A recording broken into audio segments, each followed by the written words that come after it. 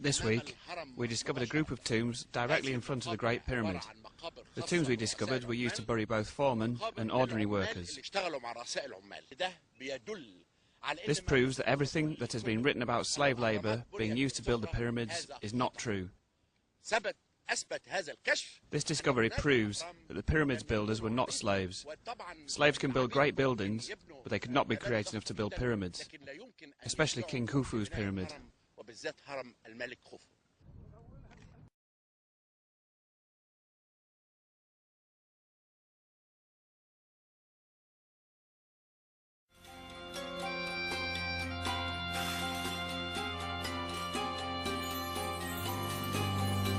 For 200 years, Egyptologists had studied the most important people of the time of the pyramids. The kings and their officials, they find their statues, their inscriptions, and their large tombs up on the plateau. But nobody had really answered the question, or even asked it, where were all the workers who built the pyramids?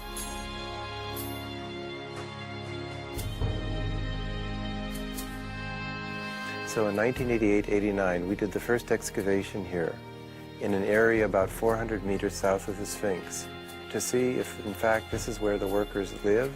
This is where some of the infrastructure was for building the pyramids.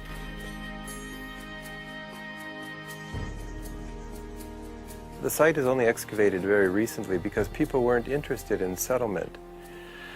People were interested in tombs, statues, gold bowls, and mummies. Inscriptions. Egyptology really started largely as a philology. But we do a different kind of archaeology. We actually save and analyze every scrap of ancient animal bone. When they butchered and consumed goats, sheep, cattle, fish, birds, they left the bones about in their garbage. And so we're doing something more like anthropology.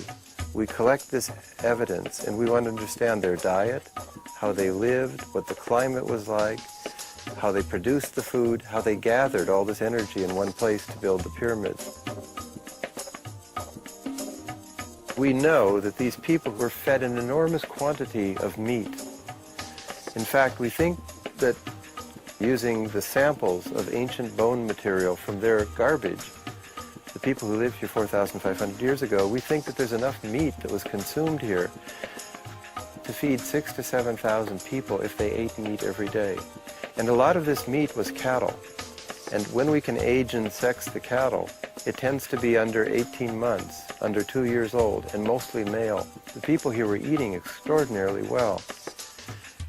Prime beef. And of course, beef is the most expensive, and most prestigious of all the meat consumed. The evidence we have of their diet indicates they ate very well. So it tends to argue against the idea that these were slaves building the pyramids. In fact, the whole idea of slavery, even the question of it from a modern audience, is completely confused and misunderstood. So our work is a little bit more like a detective, like a police detective's work in a crime scene. If a police detective goes into a crime scene, ideally, she or he will not move any evidence. They photograph it. They do drawings of it. They collect fingerprints and samples of blood if there's blood in this crime scene.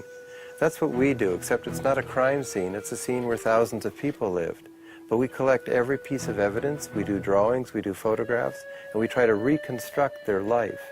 Because it's far more interesting for us than, say, another tomb with another series of texts.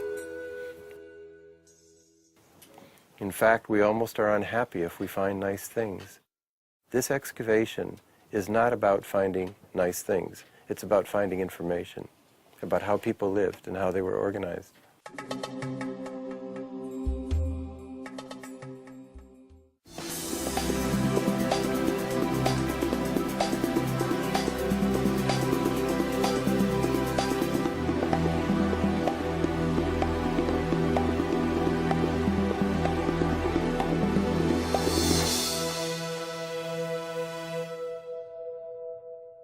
Most of this city is buried underneath the modern city, and we can't get it anymore.